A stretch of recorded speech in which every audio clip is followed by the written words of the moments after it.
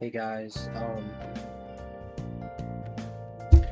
last video we read um, Genesis chapter 6 through 7, and basically summarize it. It was about how there's a lot of sin on the earth around that time, and God had regretted creating mankind, but He saw the good in humanity from Noah, and He told Noah to take his family and two of every creature on earth, and build an ark. And then he flooded the earth. So now we're on chapter 8, Genesis chapter 8. But God remembered Noah and all the wild animals and the livestock that were with him in the ark, and He sent a wind over the earth, and the waters receded. Now the springs of the deep and the floodgates of the heavens had been closed, and the rain had stopped falling from the sky.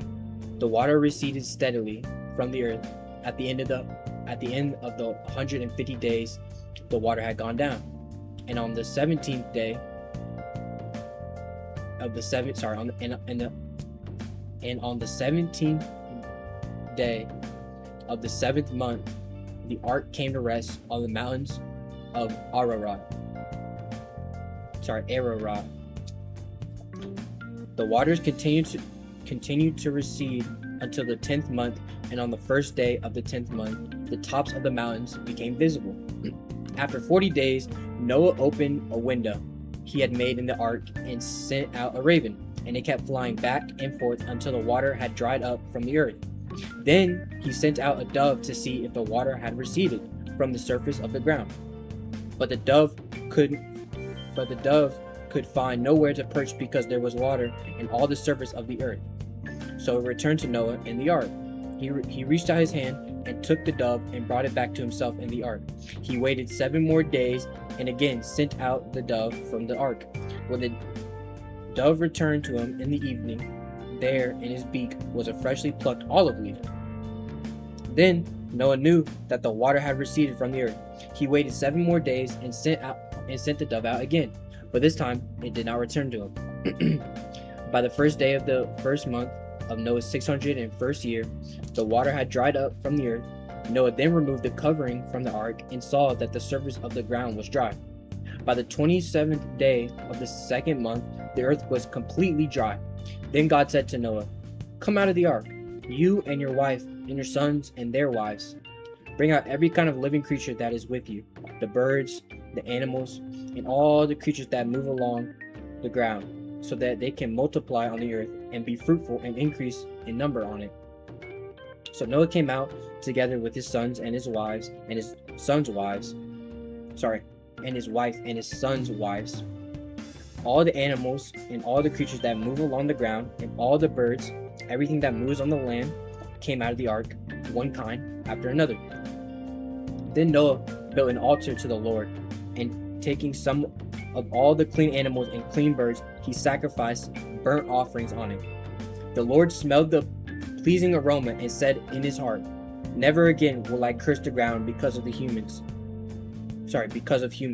even though every inclination of human heart is evil from childhood, and never again will I destroy all living creatures as I have done. As long as the earth endures, seed time and harvest, cold and heat, summer and winter, day and night will never cease." Genesis chapter 9. Then God blessed Noah and his sons, saying to them, "Be fruitful and increase in number and fill the earth. The fear and dread of you will fall on all the beasts of the earth, and on all the birds in the sky, on every creature that moves along the ground, and on all the fish in the sea. They are given into your hands. Everything that lives and moves about will be food for you. Just as I have gave you the green plants, now I give you everything. But you must not eat meat that has its lifeblood still in it, and for your lifeblood I will surely demand on accounting I will demand on accounting from every animal and from each human being too. I will demand an accounting for the life of another human being. Whoever sheds human blood, by humans shall their blood be shed. For in the image of God has God made mankind. As for you, be fruitful and increase in number, multiply on the earth and increase upon it. Then God said to Noah, to his sons with him, I now establish my covenant with you and your descendants after you, and every living thing and every living creature that was with you, the birds, the livestock, and all the wild animals, all those that came out of the ark with you. Every living creature on earth, establish my covenant with you. Never again will all life be destroyed by the waters of a flood. Never again will there be a flood to destroy the earth. And God said, this is the sign of the covenant I am making between me and you and every living creature with you, a covenant for all generations to come. I have set my rainbow in the clouds, and it will be a sign of the covenant between me and the earth. Whenever I bring clouds over the earth and the rainbow appears in the clouds, I will remember my covenant between me and you and all living creatures of every kind. Never again will the waters become a flood to destroy all life. Whenever the rainbow appears in the clouds, I will see it and remember the everlasting covenant between God and all living creatures of every kind on the earth. So God said to Noah, this is the sign of the covenant I have established between me and all life on the earth.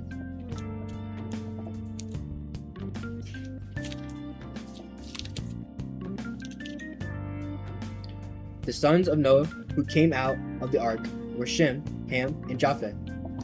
These were the three sons of Noah, and from them came the people who were scattered over the whole earth. Noah, a man of the soil, proceeded to plant a vineyard. When he drank some of its wine, he became drunk and lay uncovered inside his tent. Ham, the father of Canaan, saw his father naked and told his brothers outside.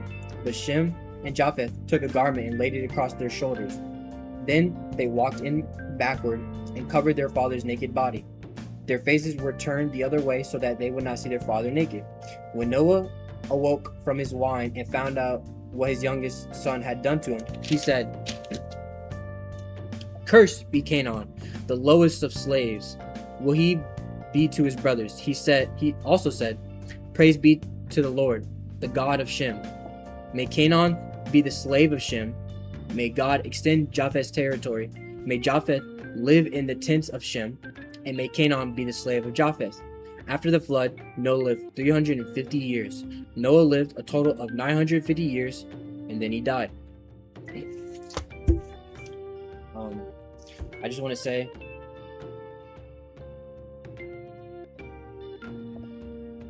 be steadfast, be patient. God has a plan for you.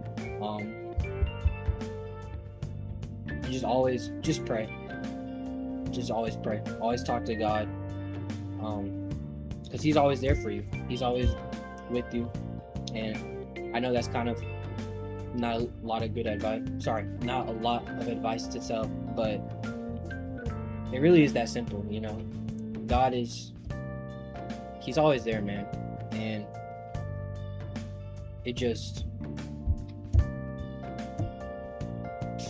I wouldn't know what to do without him.